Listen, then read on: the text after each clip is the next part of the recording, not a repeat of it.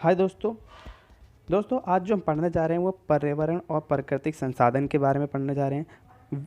Chapter का नाम जानकर ही पता चल गया हो कि हम इसमें क्या अध्ययन करने वाले हैं। दोस्तों, ये सच कहा जाता है कि प्रकृति के अस्तित्व के बिना मानव के अस्तित्व की कल्पना नहीं की जा सकती। प्रकृति ने सभी जीवों में मानव को सबसे ताकतवर बनाया है, लेकिन आज के युग में मानव ने अपने लालच स्वभाव के कारण प्रकृति का गला घोंट दिया है।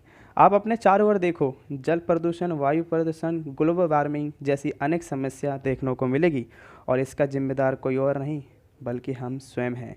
किसी महापुरुष ने कहा है कि प्रकृति मानव के सभी ज़रूरतों को पूरा कर सकती है, लेकिन उसके लालच को नहीं।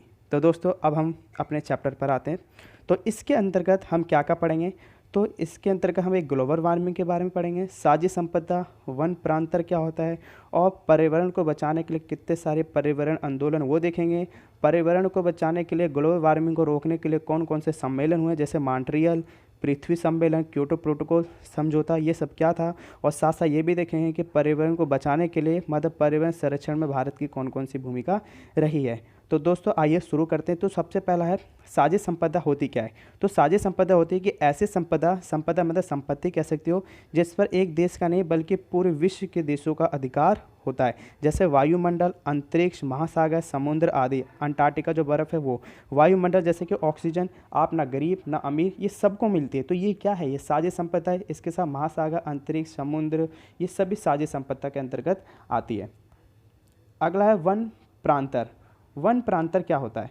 तो वन प्रांतर होता है ग्रामीण और शहरी क्षेत्रों में कुछ ऐसे क्षेत्र होते हैं जहां देवी देवताओं का वास होता है और उस क्षेत्र के पेड़ों या पौधों को काटना अपवित्र माना जाता है और उन्हीं क्षेत्रों को वन प्रांतर कहते हैं। जैसे कि दोस्तों आप जानते हो कि हमारे भारत में नीम, आम, पीपल, बरगद जैसे अनेक पेड़ों को काटना आप पवित्र माना जाता है। ऐसा माना जाता है इन पे देवी देवताओं का वास होता है।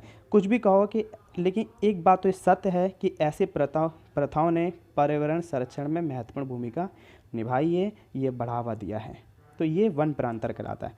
अगला है ओजोन परत, जिसे ओजोन लेयर कहते हैं। दोस्तों ध्यान से सुनो, ओजोन परत ये ऑक्सीजन के 3 अणुओं मतलब ऑक्सीजन गैस होते हैं उसके 3 अणुओं से मिलकर बनी है। ये वायुमंडल के 10 से 50 किलोमीटर के बीच में स्थित होती है और जहाँ ये स्थित होती है उसे समता मंडल कहते हैं। इसका जो काम होता है ये सूर्य से आने वाले अल्ट्रावायलेट रे मतलब पराबैंगनी किरणों से रक्षा करती है। और ये जो किरण होती है अगर ये मानव के शरीर पर डायरेक्ट पड़ जाए तो मानव को त्वचा कैंसर, मोतियाबिंद जैसी अनेक समस्या हो सकती है और पृथ्वी के जीव और वनस्पति बहुत गंभीर रूप से प्रभावित हो सकते हैं। तो ये ओजोन परत सुरक्षा प्रदान करती है उस पराबैंगनी किरण से। अब क्या हो रहा है कि ये जो ओजोन परत है, जो लेयर है, ये धीरे धीरे कमज़ोर होती जा रही है, पतली होती जा रही है। अब ये जो पतली हो रही है ये तापमान बढ़ने के कारण हो रही है। कुछ गैसेस है जो तापमान को बढ़ाती है। जब ये तापमान बढ़ता है तो ये ओजोन परत कमज़ोर हो जाती है और ऐसी अवस्था को ही ग्लोबल वार्मिंग के नाम से जाना जाता है। तो वो गैस कौन सी है उसकी चर्चा करते हैं और देखते हैं इसके बारे में।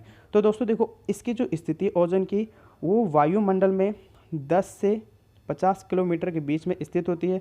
इसका जो स्थान है उस स्थान को समता मंडल कहते हैं और ये जो निर्मित हुई है ये ऑक्सीजन गैस के 3 अणु मतलब 3 एटम से मिलकर बनी है। ठीक है, इसका जो सूत्र भी है वो O3 कहा जाता है। क्षरण मतलब ये जो ओजोन परत है छेद होती जा रही है, पतली होती जा रही है। कारण क्या है? एक है CO2 जिसे कार्बन डाइऑक्साइड कहते हैं, एक है CH4 जिसे मीथेन गैस कहते हैं, एक है N2O मतलब नाइट्राइट्स ऑक्साइड कहते हैं, एक है CFC जिसे क्लोरोफ्लोरोकार्बन कहते हैं। इन गैसों के कारण क्या हो रहा है? इन गैसों के कारण जो तापमान है वो बढ़ते जा रहा है और इन तापमान के बढ़ने के कारण ओजोन जो परत है वो पतली होती जा रही है और इस पतली होने की स्थिति को ही ग्लोबल वार्मिंग कहते हैं और ये एक बहुत बड़ी समस्या है। तो दोस्तों इस वीडियो में इतनी, मिलते हैं अगले वीडियो में। वीडियो देखने के लिए धन्यवाद।